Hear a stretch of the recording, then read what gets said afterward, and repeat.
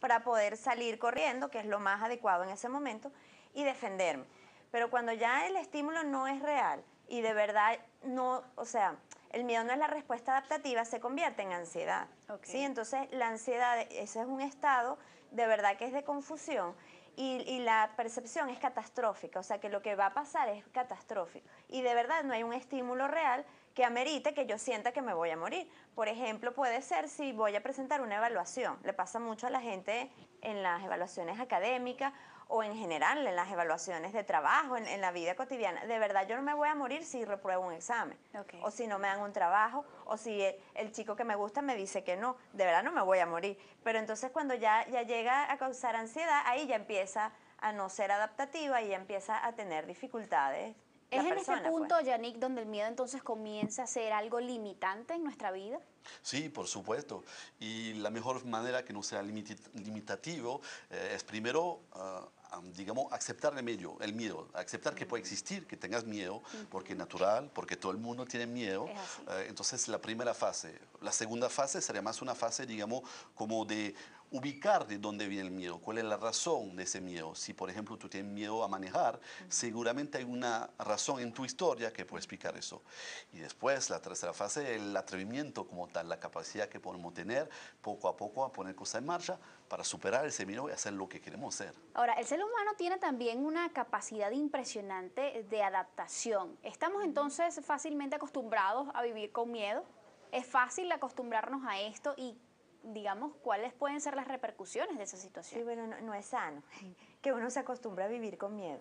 A ver, porque vuelvo otra vez, si de verdad hay un estímulo real que hace que uno tenga miedo, es adaptativo. Así es. Pero si vivimos en un estado constante de ansiedad y de estrés, nos podemos enfermar. O sea, un estrés continuo, permanente y crónico causa depresión y causa una cantidad de trastornos psicológicos y fisiológicos también. O sea, la gente se enferma de cáncer si tiene muchísimo estrés continuado por muchos años y depresión acumulada, por ejemplo. Okay. Y sobre eso hay estudios que digamos que avalan eso, ¿no? Igual que... Y la base fundamental de todas estas situaciones, pues, es el miedo en muchas ocasiones. Sí, sí. El miedo, la rabia también contenida. Pero entonces tú preguntabas si uno se puede acostumbrar al miedo. Oye, eso tampoco es muy bueno acostumbrarse a siempre estar con miedo.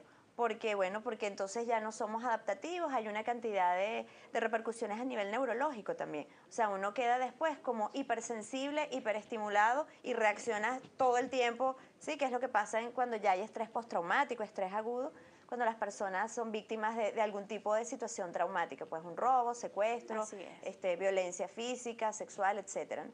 Y no es lo adecuado que uno de verdad se acostumbre a vivir con miedo todo el tiempo porque, bueno, el cuerpo lo somatiza después y nos enfermamos de cantidad de cosas, desde gastritis, eso, hasta cáncer, hasta enfermedades autoinmunes o simplemente contracturas musculares que hacen que muchísima gente que va al traumatólogo, digamos, el motivo es mucho estrés y mucha ansiedad.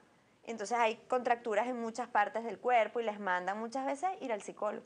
O sea, más allá de darle los relajantes musculares, hacer rehabilitación, vaya al psicólogo. Porque entonces ya necesita otro tipo de acompañamiento. Así es. Pues. Fíjate que como todo, digamos, todos estos temas interesantes, existe una clasificación para los miedos. Se habla en términos generales de miedos racionales, miedos irracionales y también sobre una clasificación que tiene que ver con el origen o la profundidad, digamos, que tengan estos miedos. Se habla de los miedos externos, de los miedos internos, de los miedos subconscientes y justamente nuestro equipo de producción se esmeró en preparar un material un poco para que las personas comprendan de una forma más didáctica este elemento o este factor fundamental en el tratamiento de este tema. Vamos a verlo, con esto hacemos una pausa y ya venimos.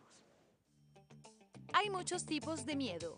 Sin embargo, los miedos pueden ser categorizados según su profundidad dentro de nuestra mente en 3 tipos básicos: externo, interno y subconsciente. El miedo externo ocurre cuando la persona experimenta una sensación de temor, ansiedad o malestar cuando se enfrenta a una situación que teme. En este caso, las fuentes del miedo son factores externos, por lo que son fáciles de identificar, tomar conciencia y poder buscar una solución para superarlos. Por ejemplo, el miedo a las arañas o miedo a las alturas.